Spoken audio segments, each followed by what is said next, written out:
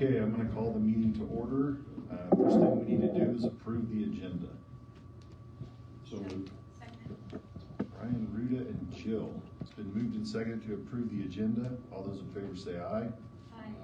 Opposed? I need a motion to approve the consent agenda. So moved. Ryan Schreiber Second. and Jill. Moved and seconded to approve the consent agenda. All those in favor say aye. Aye. Opposed? Recognitions. This is officially National Board Recognition Month, so I want to take the opportunity to thank and recognize our school board. We truly are blessed here. We have a very dedicated, supportive, and forward-thinking school board. I'd say this even if they were not my employer. They truly are very dedicated to what they do and really want to do the best for us. It is a thankless job. I served on the school board for a period of time myself. Not a lot of people come up here and say, hey, thank you so much for what you do for us. Majority of times they get contacted. I'm sure it has to do with, I sure wish you would XYZ about something or other. Yet they continue to clock in and stay with us, and I really appreciate it. One thing that shows the dedication and the fervor for what they do is the longevity of our board. You know, the people who've been on the board for as long as they have been. I think the average tenure of our school board member anymore is about 4 years, and that is just not the case with USD 363. So to commemorate that, we have food this evening from El Rancho for you guys, and also you have the individual little cakes there that Robin put together for us. So once again, truly heartfelt, thank you for what you guys do for us and for our kids and for our staff members. Thank you so much.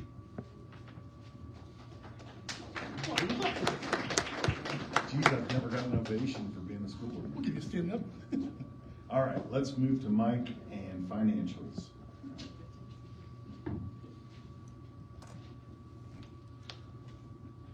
Okay, on page 1 of the warrants, kind of in the middle, DBA Clean Freak, we bought 4 new shampoo for $7,113 so the custodians can keep our carpets clean. And then down below, High Plains Co-op, or another assessment payment of $99,721.75.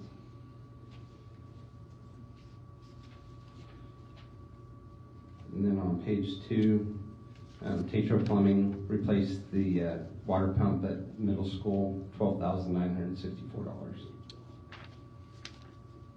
So the total warrants for this month, $227,854.59.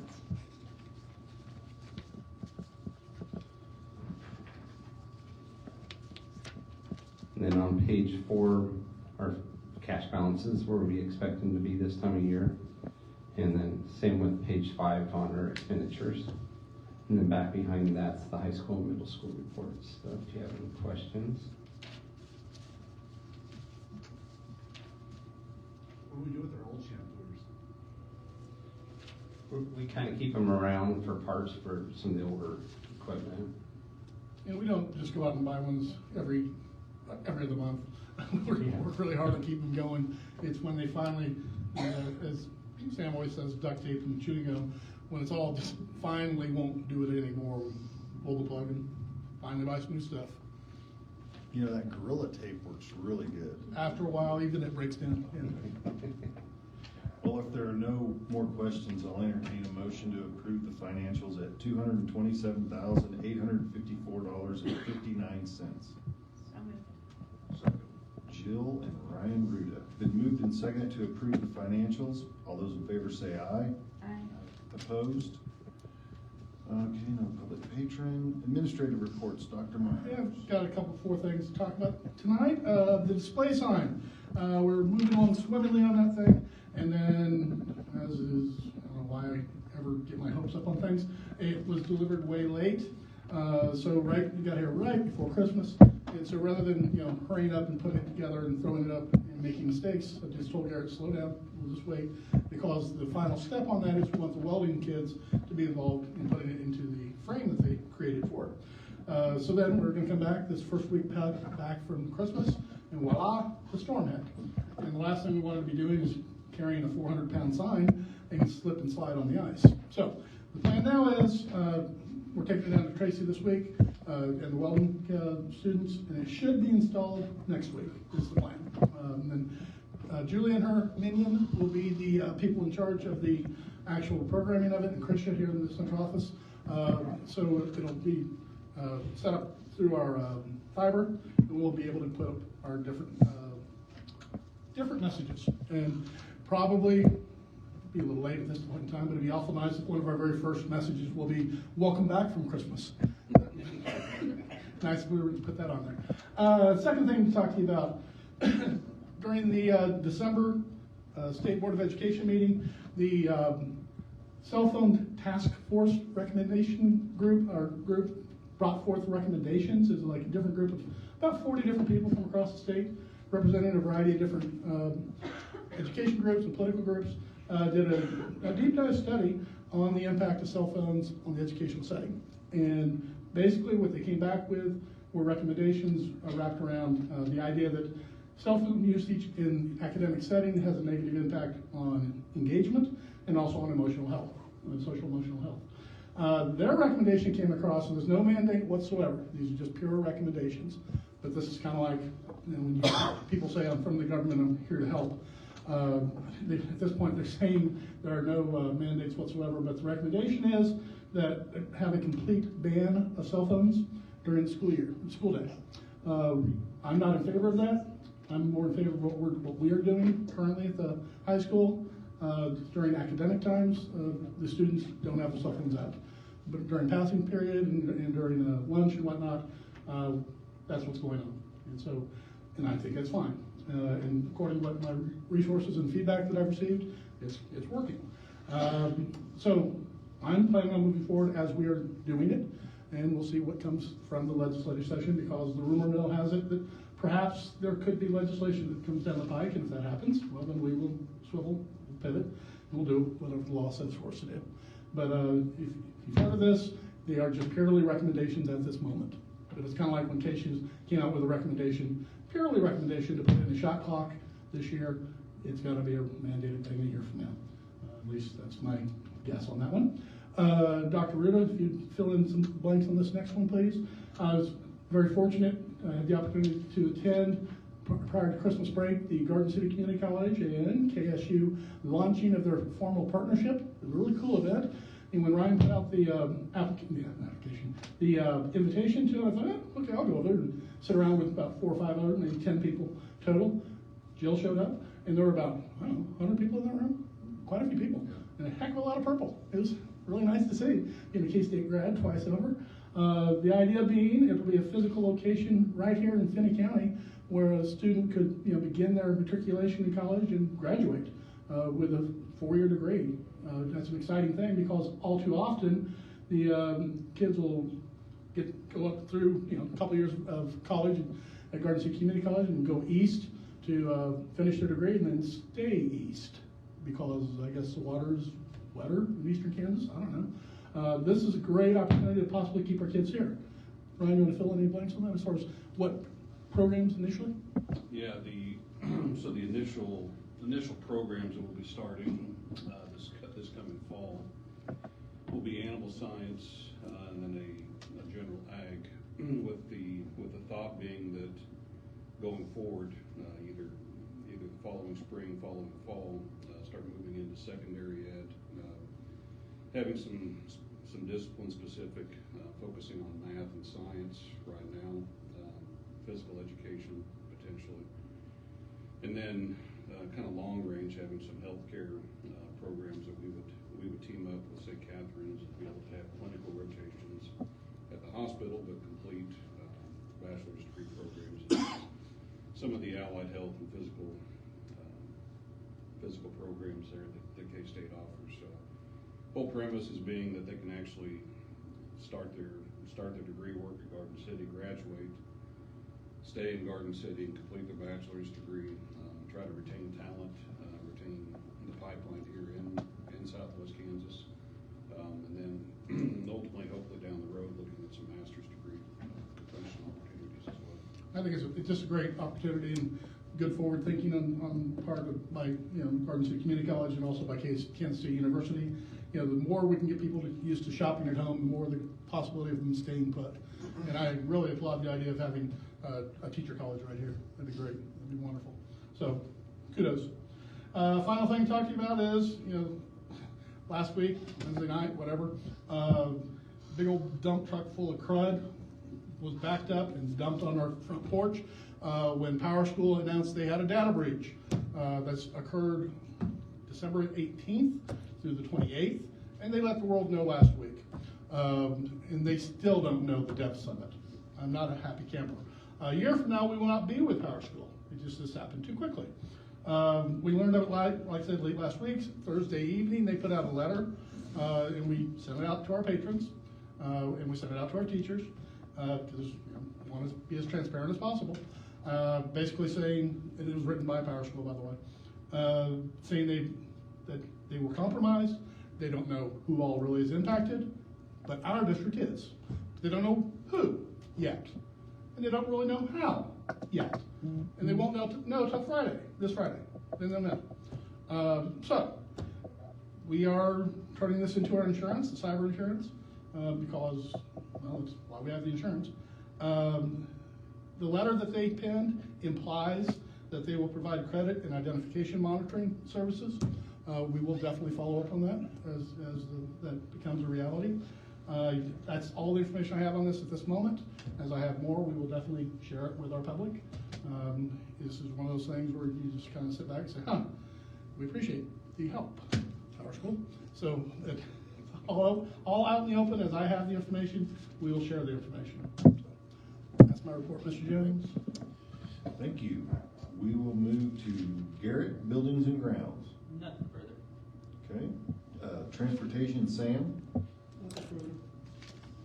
Food Services, Monica. Nothing further. Technology. Love it. Let's move to the principals. All right, Mrs. Albright. She's got something further. We finished had our MTSS math training right after Christmas break with our trainer, and we were looking at some of our growth data from our fall to winter testing. There were two things at the elementary school that we adjusted this year, one of them being the time of year that we do the winter testing. We typically wait until after Christmas break and test the students the first couple weeks in January, and we decided to try it in December before they left for the break. So that was a minor change that we had, and then of course we have a new math curriculum this year. So within both of those parameters, we did have some good growth data compared to last year. So we're hoping that that continues, that each grade level at Wiley grew. Kindergarten grew almost 20% from last year, so that was great. First grade 8%, and second grade was 12%. So that was promising, and especially since our new math curriculum is very difficult for teachers and students both. So sometimes they feel like they're drowning and not seeing the growth and the progress during the day-to-day teaching, but that was reassuring. So Thank you. All right, Mrs. Tyne.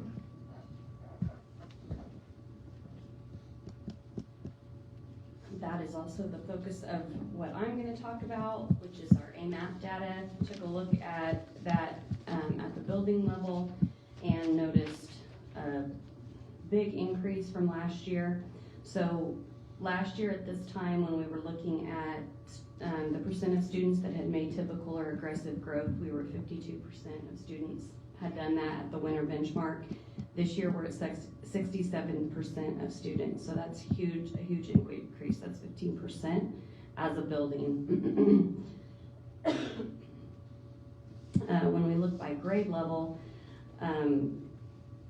third grade, we have 69% of our students that have made typical or aggressive growth. And when we look at typical or aggressive, typical is right at the year mark, like they're on track to make a year's worth of growth like we want them to.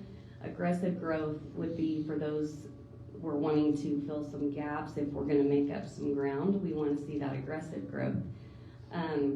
So we combine those together for this, but even when I was looking across the grade levels, we have more in the aggressive growth area, which is very exciting. So for our third grade team, we had 69% of those students that had made typical or aggressive growth, and last year we were at 50%. So that's a great increase, 19% there. In 4th grade, this would have been, is it winter? I think this might have actually been from the end of year. So sometimes we do see a little bit of a change when we get to our end of year data, so that might change a little bit. But our 4th grade team, we have 68% of those students that are at typical or aggressive growth right now. And our 5th grade team, we have 67% of those students typical or aggressive growth. So I would agree with Amy that we are seeing some really great things with our new curriculum. And we're seeing that this is my opinion or my guess based on what I see when we go in the classrooms and the things that the students are learning. They are learning they have to do a lot of discussion. They have to talk about their thinking, explain their thinking in words. They do a lot of story word problems, so they're having to read, understand what's happening, and then solve the problem. So I think that when they go to a test, they are more likely to tackle that problem as opposed to say, oh, that's too hard, and move past that problem. We have seen a lot of growth in our students that are below grade level. And so that's part of the reason why I make that prediction or that thought that might be the reason why. But we hope that continues. We're going to continue to look at that. A few of the students that haven't made that full, typical or aggressive growth are some of our students that are already at benchmark for that grade level. So what that tells us is just that we need to look at what enrichment opportunities do we have within iReady to be able to continue to challenge those students as well. So very exciting to see that. I would say it's probably the best growth data that I've seen in the past 5 years in our math. So really exciting. And kudos to our teachers, because I agree with Amy, they've been a little bit frustrated and thinking that they're not sure if there's enough practice for students. They're not sure if they're fully understanding or getting it because they're having trouble with some of the assessments. But overall, this is telling us that they are learning to think and learning to apply some of those things. So it's definitely exciting preliminary data. All right, thank you. Dr. Helton.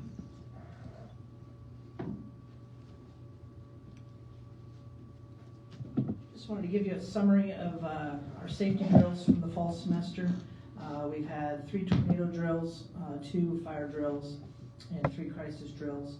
On our tornado and fire drills, our goal as a building is to have all kids accounted for and secure in 3 minutes, and a fire drill in 4 minutes.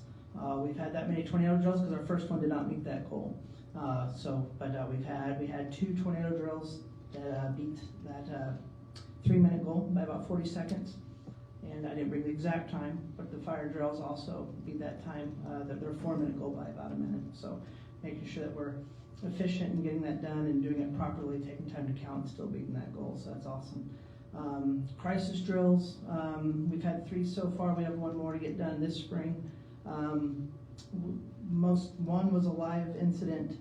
We had a suspicious something outside, so we used an outside lockdown as an opportunity to practice that procedure. But the other's been conversational. If an unidentified person was in this location of the building, based on where we say the person is, how would each individual class interact? And then the teacher leads a discussion on that, and they give an email report on how the conversation went. So pretty good safety data, and we'll have a few more this spring. Thank you. All right, Mr. Johnson.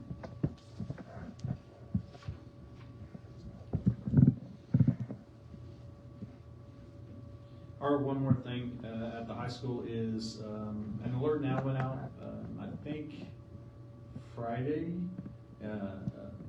Mrs. Gifford has been handling it to help us out, is talking about course selections. We are moving up our course selections earlier this year because of the transfer over to Skyward. Usually we do these at the end of January and beginning of kind campus. Because the data gets moved one time, if we don't do this earlier, then we don't get to upload those into Skyward, and we have to go do it more hand by hand.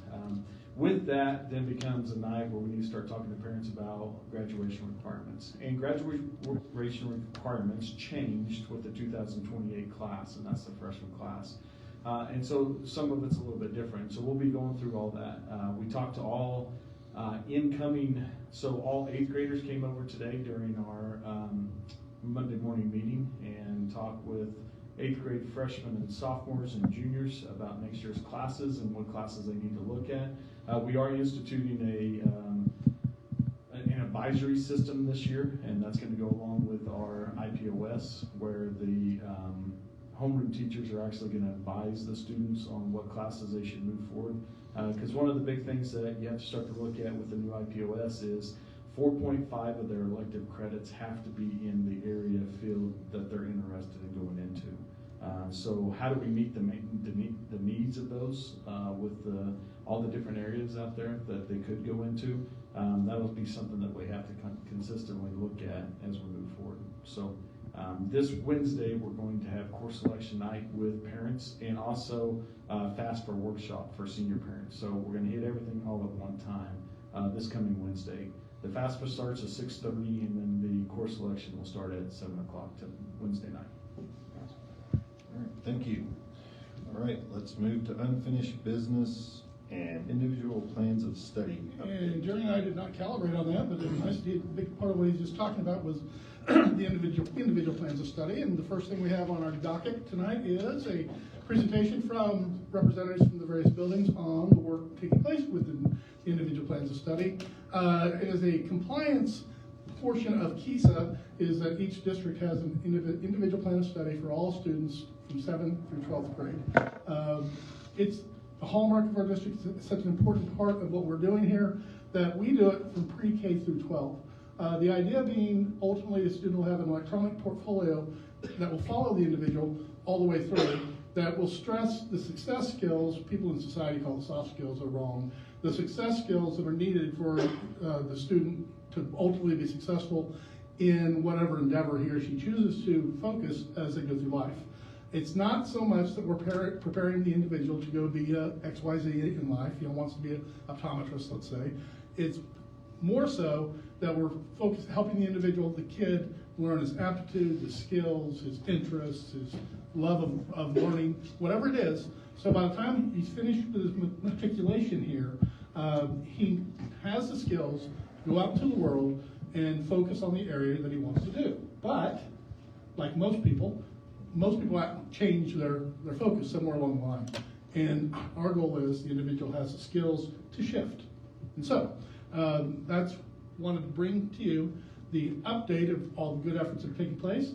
And it looks like Jacqueline is going to lead this off because this is where our program begins, is in Wiley with the pre-K through 2nd grade. So my name is Jacqueline Castillo, and I am at Wiley Elementary. So I'm going to be talking about the Kansas Career Sunflower model that we use. It has the 7 career fields, the 16 career clusters, and the 36 pathways. At the elementary level, we do only focus on the 7 career fields. So in the elementary level, we focus more on career awareness activities within the 7 career fields to build career success skills that will prepare students for further career exploration and career preparation. Most of those career awareness activities do take place within the traditional classroom in the curriculum. So for example, kindergarten learns about farming, so they learn all about farmers in that career.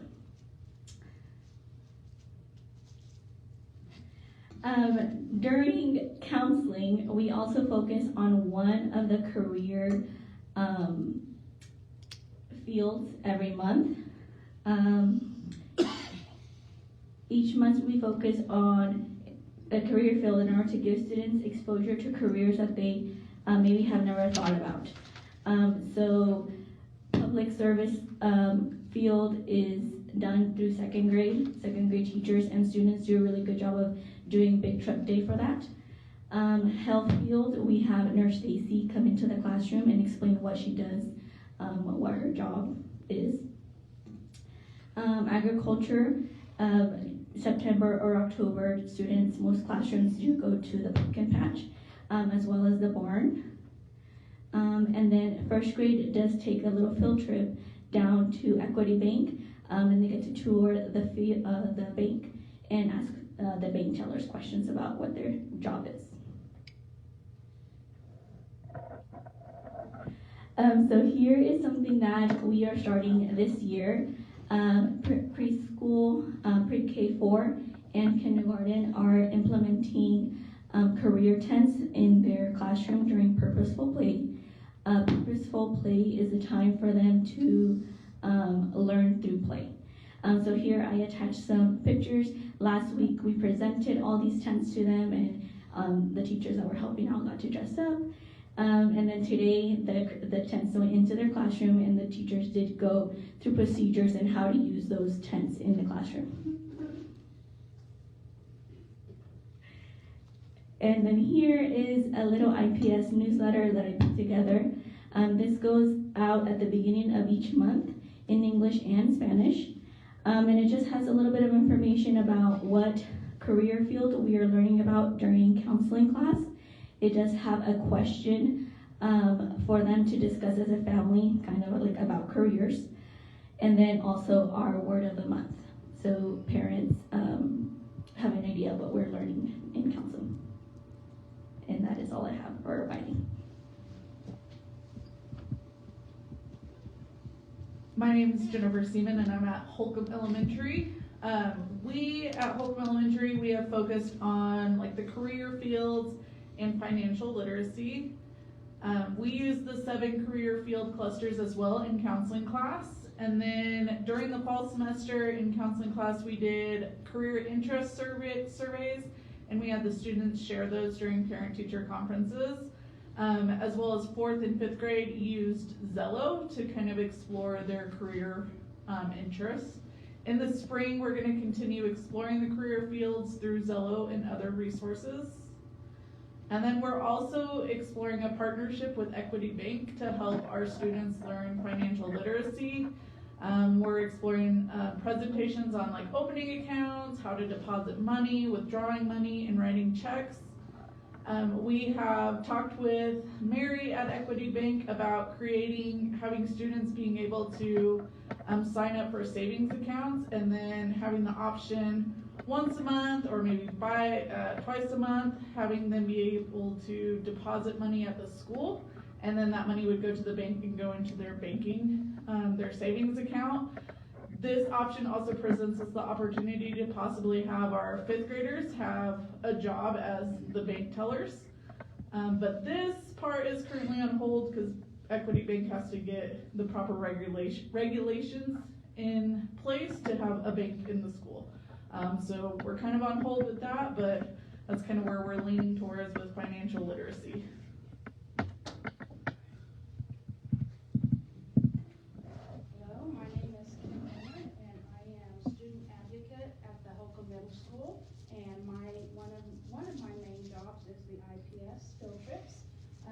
I'm more of a hands-on, so a lot of my trips are going to the places and getting the experience right there, then and there. So, start here on mine. Good, thank you. So I'm going to walk you through steps of how what I do as far as getting the careers ready. 8th graders, of course, have their, I'm going to pass around this flyer. First of the year, we have this Google form, and they get to put in the box either first choice, second choice, third choice. And then that way, when it comes down to it, I can narrow it down. 8th grade get their first choice for sure, and then it goes to 7th grade. All 8th graders get probably 2 at the most of them. Some 7th graders do, and then 6th graders, they might not get their first choice as a 6th grader, but they definitely will by the time they're 7th or 8th, okay? Let me see.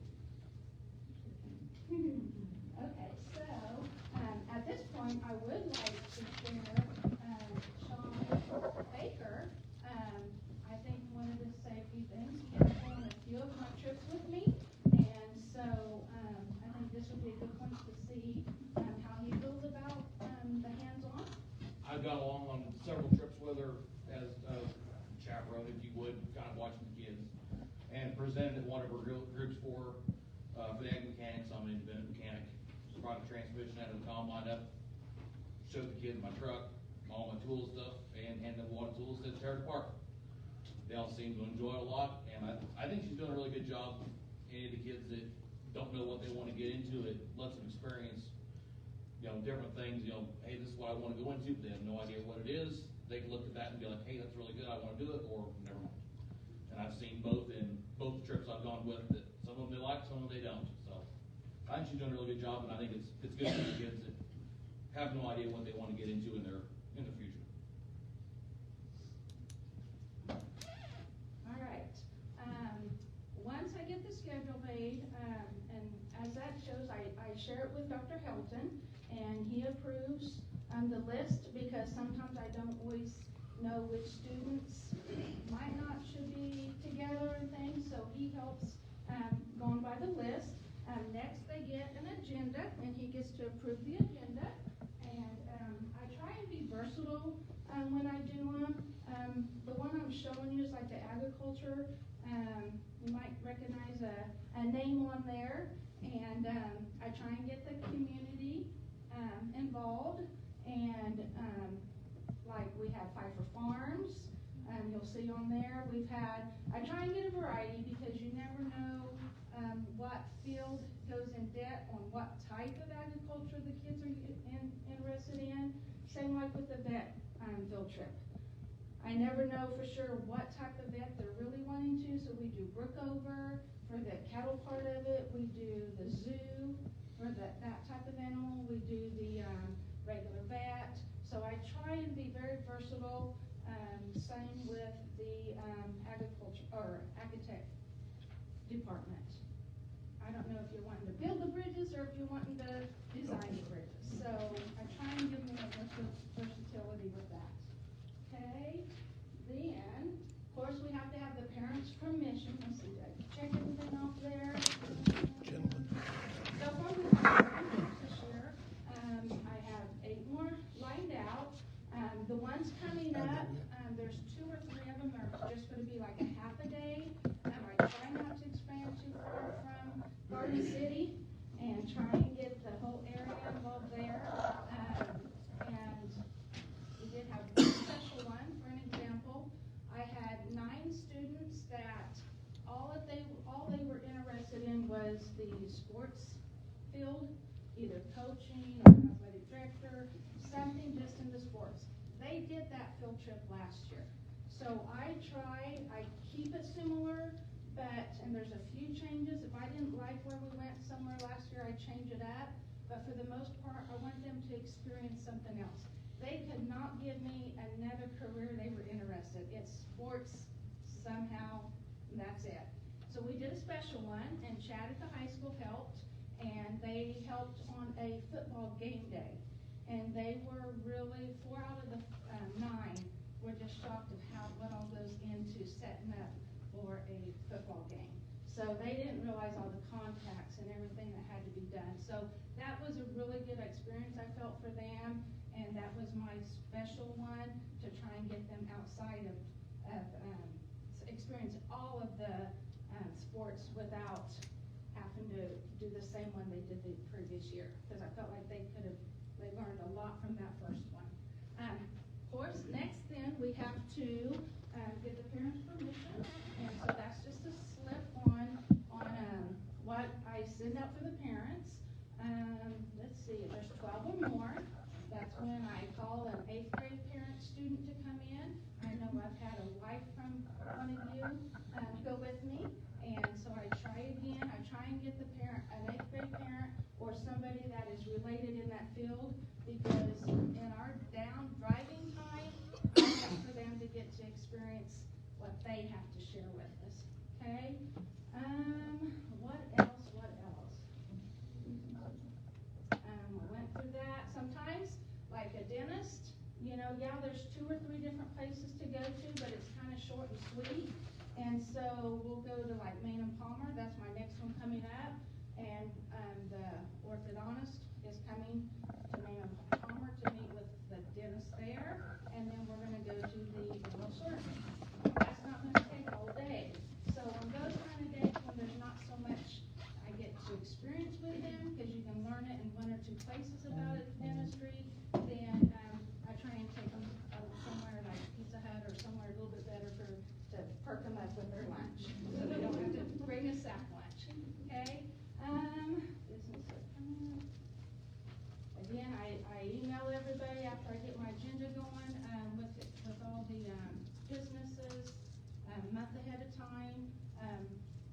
supervisor will verify that, and then within the 2 weeks, I'm verifying again to make sure our time is good, to keep it on track, and everyone always gets the agenda ahead of time so they can see it and be prepared also.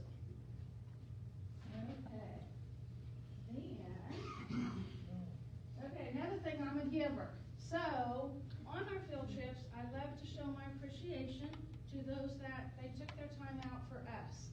Most of them give us a whole hour to share their experience. So my bus driver, my parent helper, and every one of those professors or career people that helped, I give them a thank you bag that I do up. So I'm going to go this way, and if you see, this is just an example, if you see something in there that you would like, you're welcome to take it out. But I usually have anywhere from 6 to 9 of those every trip. But that's just my thank you, because I appreciate them doing that.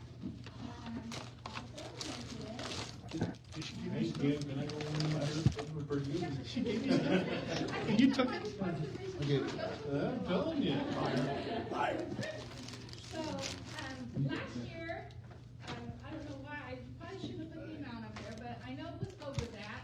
But here are some fun pictures. Again, you might recognize somebody in here. I took a lot of pictures. I hung them up in our hallway, and any student that saw themselves in one of those pictures, they got to take it. Some of them, you'll see, I tried to get all kinds of different careers there, but some of the experiences you'll see in there that they were having. See? I'm about done here. Last one. On our, there's a few of the feedback we get. When we get back to my classroom, I always, they have a survey that they have to fill out. And after they do that, Mr. Helton, Dr. Helton also gets that, and he verifies any of their responses and how they liked it. So up there, we do have a few of some of their responses, and you'll see the vet one. She loves seeing the girls. She loves seeing that there was a girl vet doing Brookovers because that was one of her dream jobs. So she loves seeing, that was the part that her highlight was. So when we get back to my classroom, once we do that survey, if there is a little bit of time left, I try and do other things to keep them for fun, like the culinary. I brought a whole bunch of different kinds of utensils, and we played the game, what is this, what is it used for? Did we see this today in part of our trip? And so that they enjoyed that one. I do some, like I just do unscrambled words.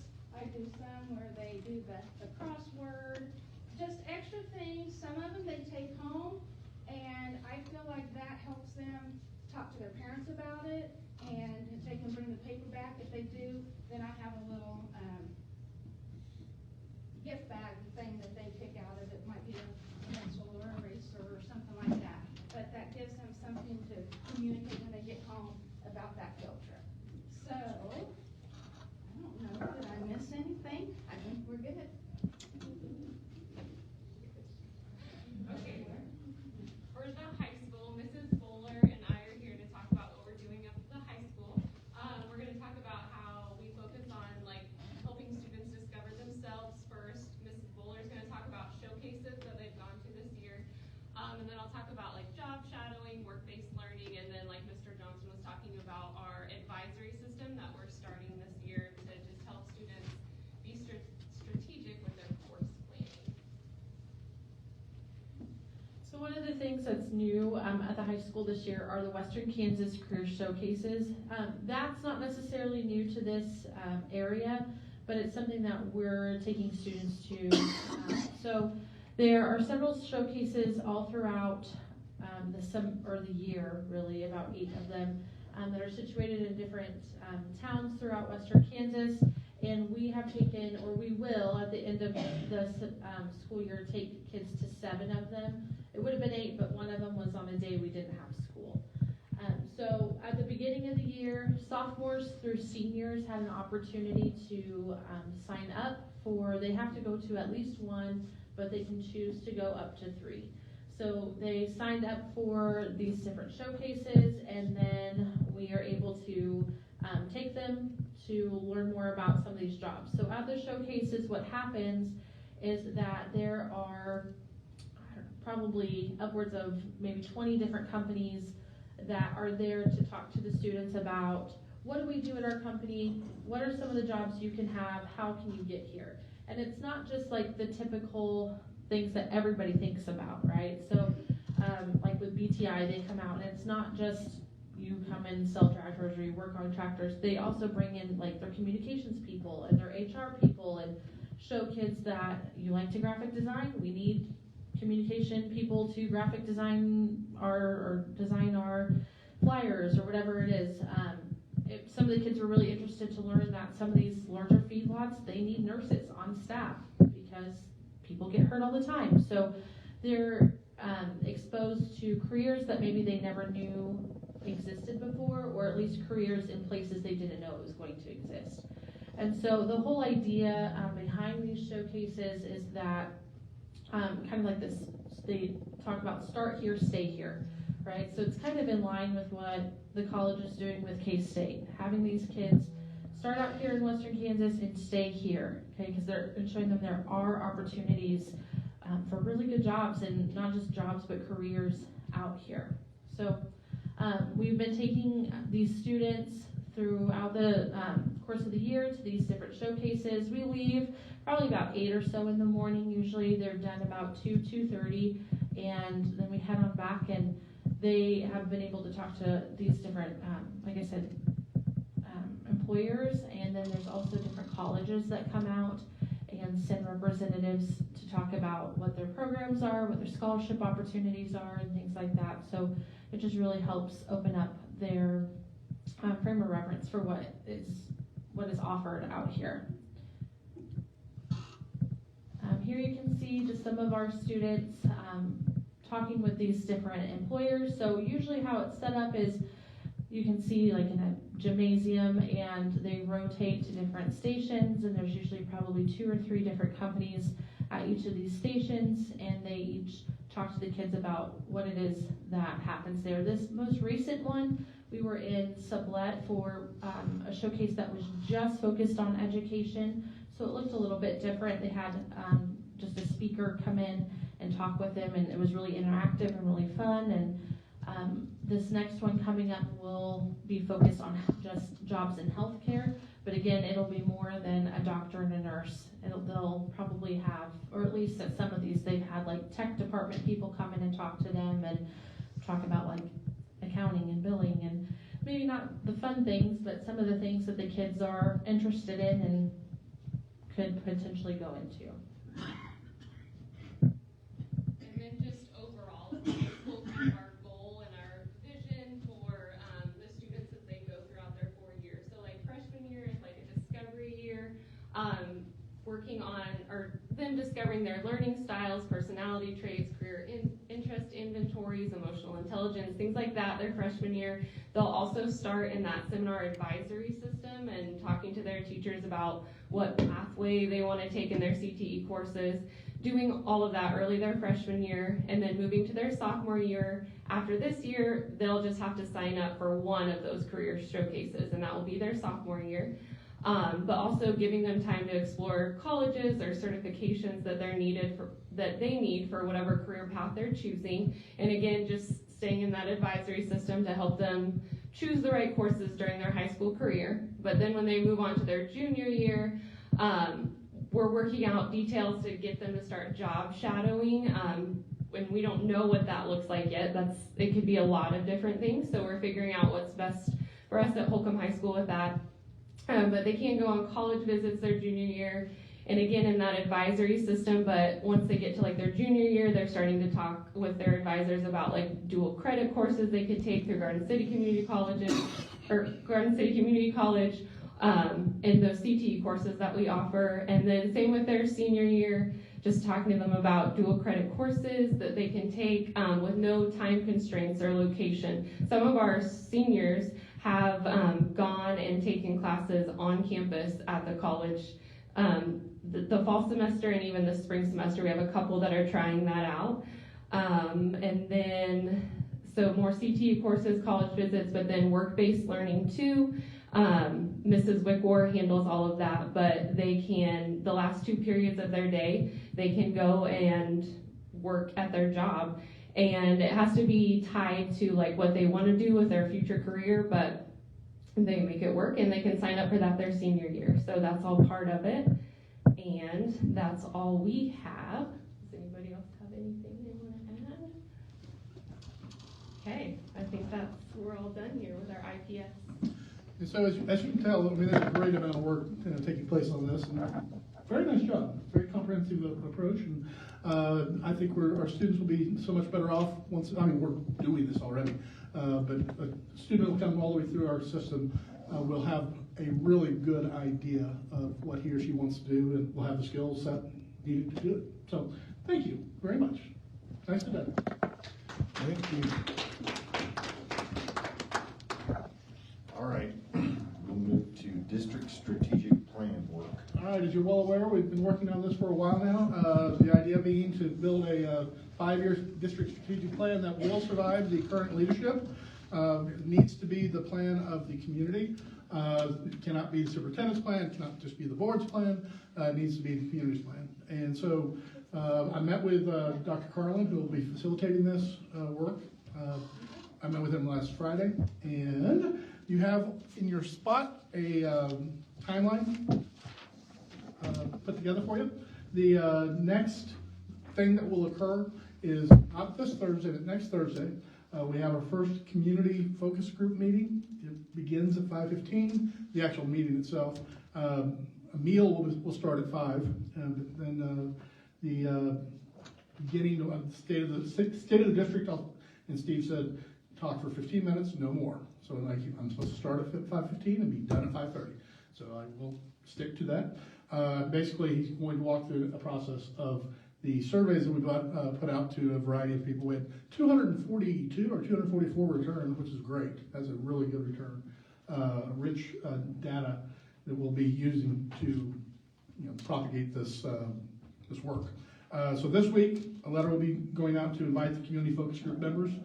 We have 32 people as we speak, but we need more because individual things will occur. People will miss different meetings. There's 2 meetings that the community focus group will attend.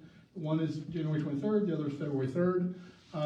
Right now, Ryan, Dr. Ruda, and Matt Jones have agreed or volunteered to serve.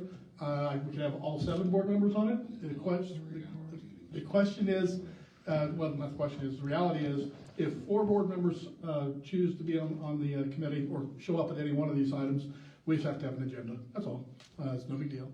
If only 3 show up, then it's not a meeting. But I just need to know if anybody else wants to join. That'd be great. I'd love to have you. We just have to put together an agenda and put it out, and sign the waiver if we don't publish it in time. But just have to publish it, a day in advance or 2 days in advance. It's not a big deal whatsoever.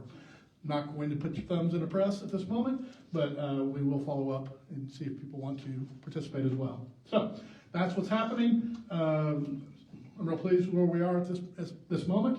Robin and I started talking this morning about what are we going to feed the people. It'll be in the Longhorn Learning Lab, if I didn't mention that already, right across the way. We'll have food set up in the first room, and then the work itself will take place in the second room. So, questions about the strategic plan and where we're headed with that? All righty, moving on. All right. KASB policy recommendation. Twice a year, KASB puts out recommendations to adjust policies. Oftentimes it's in response to new federal regulations or statutory changes in the state of Kansas. Sometimes it's just purely to clean up language. This time around, a lot of it has to do just to make policies easier to read. What we're trying to do tonight is just have the first read of it, and then just to get a basic understanding of what's going on. And then the second time we look at these in February is when I'd be asking for an actual motion to accept these. So I mean, tonight's motion is to approve the first reading. The majority of these really are just about the cleaning up language or deleting a policy because it's being folded into a previous policy. 3 of these are a little bit more substantive. The one has protections for reporting misconduct that deals with DE, fraud prevention and investigation. It provides protections if somebody were to discover this and turn it in.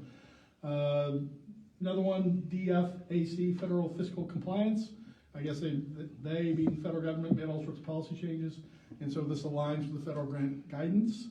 And then the final one that really has some substantive stuff to it is ICA pilot projects. Really interesting that this is folded into this, but it reiterates the fact that the parents are able to review any non-academic surveys. I don't see why those 2 things are mixed together, but that's how they're putting it together. So none of these are earth-shattering, but I recommend that the board approve the first reading of the KASB proposed policy adjustments as presented. So moved. Second. Jill and Ryan Tribal. It's been moved and seconded to approve the first reading of the KASB proposed policy adjustments. All those in favor say aye. Aye. Opposed? All right, security camera project purchase. We've been working on this for a while, and so this began under Randy's watch. We've had our current security system for a while, camera system rather. It's just the nature of the beast that we need to update the camera systems. We utilize these just to ensure smooth operation of the school buildings. I mean, I can't speak to how often the principals utilize these or Sam on the buses. I know back when I was a building principal, I was a good building principal. I didn't have to use the camera system at all because they didn't exist. I don't know if they use them daily. I'm sure they use them weekly because, you know, these things happen. And so we got to looking at this a while back, and it was, you know, well north of $100,000. So we decided to, well, a couple $100,000. So we decided to split this into phases. And so what you have before you is we're put out bids to do phase 1. Phase 1 is to upgrade the security camera systems at the 2 elementary schools. We put out the bids over a period of times. Well, we did it back in the spring, and then came back and looked at it again, kicked the tires again. Anyway, back in late November, early December, did it again, and only got 1 bid back, oddly enough. But happily, the bid came back lower, much lower than we expected it to. And so INA, which is located in Ellenwood, Kansas, came in with a very healthy bid for us. We researched them. I called fellow districts or fellow superintendents who I know fairly well, and they spoke very highly of this group. And they're closer. The group we've been working with used to have a local person who would come out and service things, but local meaning Wichita. So Ellenwood is actually closer than that. And now the other group doesn't even have the person in Wichita anymore. It's more like Kansas City. So anyway, phase 1 will address the 2 elementary schools. The bid comes in at $44,754, but Julie, our tech director, wrote for and received a safe and secure grant from the KSDE in the amount of $13,865, so that's always good. So our out-of-pocket is $30,889, but the actual motion needs to be for the $44,754, and just how we pay for it is we use money from our pocket and from the grant itself. So Julie's up here if you want to have any questions for her, but it's pretty comprehensive. We're getting a bunch of cameras, updating or getting servers, licensing software, installation of the system, learning how to use it, and we have warranties. So I recommend the board accept the bid from INA for $44,754 to upgrade the security camera system at the 2 elementary schools. So moved. Second. Sean and Ryan Ruda. It's been moved and seconded to accept the bid from INA for $44,754 to upgrade the security camera systems at Wiley and Holcomb Elementary. All those in favor say aye. Aye. Opposed? Nice presentation, Julie. Good job, Julie. Actually, very well done, actually, getting this done. Spring break-ish? Hopefully. Okay, hopefully. Yeah. We'll know more once we Sounds good, thank you. All right, let's move to setting grade level capacities. This is tied to the whole statutorily required non-resident boundary, open boundaries law that went into play a year ago. We have to have this done by May 1 each year. I don't see any reason whatsoever to wait around for it, so I thought, because we had to, if you recall, now it's open again. It used to be June 1 through June 30. Now it's January 1 through June 15 because the legislature changed it a year ago. So now the deadline of this, it has to be done by May 1. Okay, it's before May 1 right now. We didn't even come close to the capacities last year. So I'm recommending we keep the same capacity levels that we set last year. You have them listed before you. Pre-K 60, K through 2, 72, 3 through 5, 80, 6 through 8, 90, 9 through 12, 90, welding 10 to 1, band and PE 50 to 1. I'm hoping, given our headcount drop this last year, that we get closer to the capacities, frankly. That'd be a nice thing to happen. We did pick up 2 right now, which is good. But I recommend the board approve of the proposed grade level student capacities as presented. So moved. Second. Ryan, Ruda, and Jill. It's been moved and seconded to approve the proposed grade level student capacities as presented. All those in favor say aye. Aye. Opposed? All right, new business. Resolution for election of president and vice president and setting of meetings. This is one of those silly things that go into play several years back, over 10 years ago, when newly elected board members get seated in January. It used to be you got elected and then you came on board in July. Now it's January. So the law says, basically it comes down to 2 different resolutions need to be passed. One deals with the election of the president and vice president. A second separate resolution is the setting of the meetings. The board has the option to take care of these things tonight and or pass a resolution to push it till July. I see zero reason whatsoever to hold an election tonight. I also see zero reason whatsoever to set the meetings for next year tonight. So what you have, 2 separate resolutions. The first one deals with the election of board officers, and if you'll take a look at it, there's wording at the top, then you get to choose one, saying we're gonna do this tonight or at the first meeting of the Board of Education in July.